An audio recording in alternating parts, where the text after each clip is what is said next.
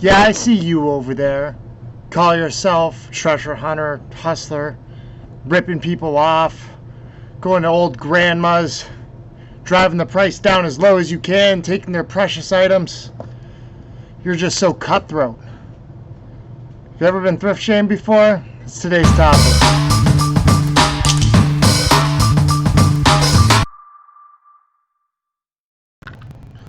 $1!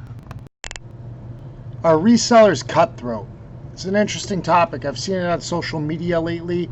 The topic got triggered to me because I saw a lady on Facebook who was a brand new reseller, and somebody accused her of stealing from the poor and giving to herself because she does her sourcing at Goodwill.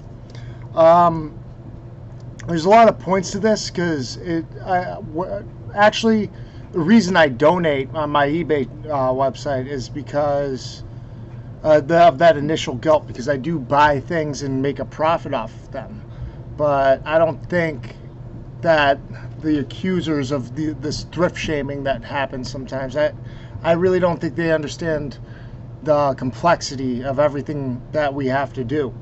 For example, a lot of eBay sellers donate. We might get do our sourcing at garage sales and thrift stores, but keep in mind, if those items don't get bought, they often end up in a landfill. So it's also good for the environment as well.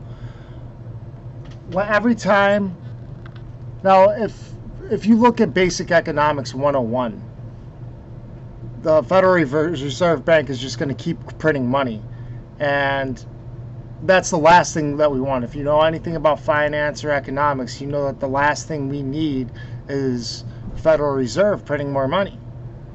So by us resellers, we go and do our sourcing at places where otherwise most of the stuff is just going to get thrown out. We often end up at garage sales, and whatever doesn't sell at a garage sale, most people just throw away. And often, there's something on the side of the block where it just says free stuff, and they'll put an ad on Facebook or whatever. But yeah, that's the reality of what happens at a garage sale. We're getting items that are otherwise just going to be thrown out. So there's an environmental presence there where we're actually helping the earth there, because now these items can be enjoyed by somebody. They're not just going to go to the garbage. You're also helping someone find their item. Resellers will find an item for a really low price and can kind of sell it for half price. Now, are there bad resellers? Yeah, of course. Are resellers cutthroat? Some, I'm sure, are. I mean, for how many times I've seen, Beanie Babies that are really worth $19.99 or $300 if you're positive about what you have. I mean, $300 could be argued to be a fair price for some of those, old McDonald's Beanie Babies. But I see some of them selling for thousands. Is that ripping somebody off? I think so, a little bit. I think that's, kind of extortion in a way, where it's definitely price gouging is exactly what it is, because I don't think people truly, some people don't realize that those Beanie Babies are actually relatively easy to find. You see them regularly often if you go garage sailing and estate sailing, etc. So there is some bad in it. Yeah, you're going to have somebody make a profit, but what does basic business do? What does Walmart do? When you look at, retailers in the U.S. that do their sourcing out in third world countries where they have little kids making their products half the time. I mean, that's, a lot more evil, at least to me, than trying to negotiate a price down with, a middle-aged woman or even a grandma. One time when I had a heart, I know it was a guy with Down syndrome, and I actually gave him an extra couple bucks because he gave me a pretty good deal on a Sega Genesis. I'll mention that in another video as well. Resellers also have to stack their basements full of shipping supplies. We have to stock inventory. I mean, yeah, of course. Once in a while, we buy an item for $1.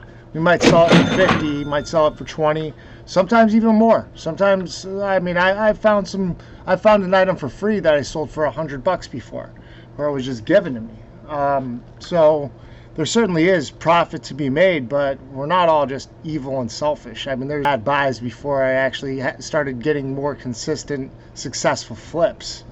We also have to deal with returns. I mean, if it's as simple as just buying an item and ripping someone off, extorting the price and price gouging your way to hell, if that's what this is all about and that's what somebody thinks that we're doing, they couldn't be more wrong, because if you just put your prices out of whack, nobody's going to buy from you.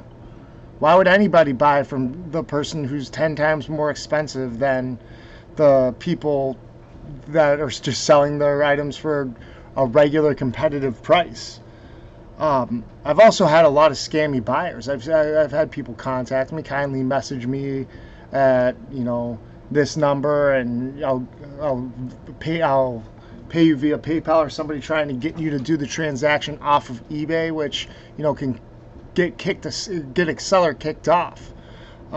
So there's all types of bad everywhere. There's some sellers that totally price gouge? Yeah, I'm sure that they exist, but they don't do very well most of the time. If their aim is to rip people off, they're not going to be a successful reseller. So I hope this message gets out to at least one person who thinks that way about people who do their sourcing at Goodwill or Savers.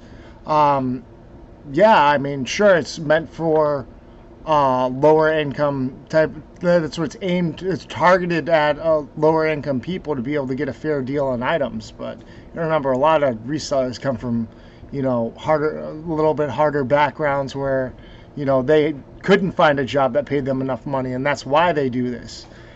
So there's a large amount of skill that a reseller has to build up. You got to really understand how to recognize value and to train your eyes to know when you see something that's actually worth buying and taking a chance on. It takes a lot of time and dedication and effort before anyone can start seeing consistent income from reselling.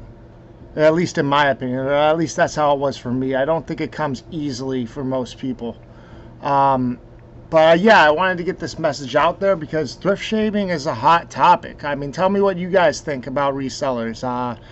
Are we just rip-off artists, or are we, the saviors of the economy right now because we have this shutdown and we're helping recirculate money while businesses are shut down, so the Federal Reserve doesn't just have to keep printing money constantly and making the U.S. dollar more and more worthless. I mean, so yeah, guys, tell me what you think.